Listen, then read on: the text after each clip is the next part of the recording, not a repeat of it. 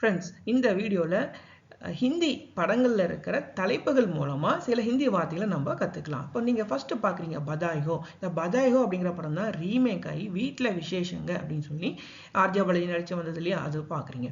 இப்போ இந்த பதாய்ஹோ அப்படின்னா பாருங்கள், மீனிங் வந்து கங்க்ராச்சுலேஷன்ஸ்னு சொல்லுவோம், இல்லை தமிழில் வாழ்த்துக்கள் அப்படின்னு சொல்லுவோம். இந்த வார்த்தை ரொம்ப அதிகமாக ஹிந்தி பீப்புள் யூஸ் பண்ணுவாங்க. ஒருத்தங்களுக்கு மேரேஜ் ஆகினாலும் சரி, அவங்களுக்கு குழந்தை பிறந்தாலும் சரி, இல்லை ஏதாவது அச்சீவ் பண்ணாலும் சரி, அப்போ வந்து பதாய்ஹோ அப்படின்னு சொல்லி அவங்கள வாழ்த்துவாங்க. நெக்ஸ்ட் பார்க்குறீங்க உஞ்சாய். உஞ்சாய் அப்படின்னா உயரம்.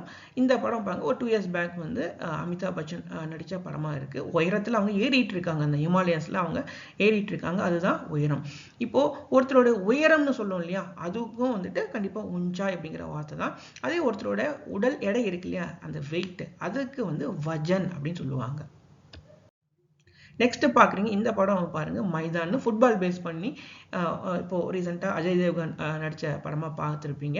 இந்த மைதான் அப்படின்னா தமிழ்லேயே அதே தான் மைதானம் அப்படின்னு பார்க்குறோம். நெக்ஸ்ட் பாருங்க, சூரரை போற்று பேஸ் பண்ணி ரீமேக் ஆகி வந்திருக்கு இந்த படம். சர்ஃபிரா அப்படின்னு அக்ஷய்குமார் நடித்த படமாக பார்க்குறீங்க. சர்ஃபிரா அப்படின்னா கிரேசி அப்படின்னு சொல்லலாம், இல்லை பித்து பிடித்த அப்படின்னு சொல்லி நீங்கள் இந்த அர்த்தத்தை பார்க்குறீங்க.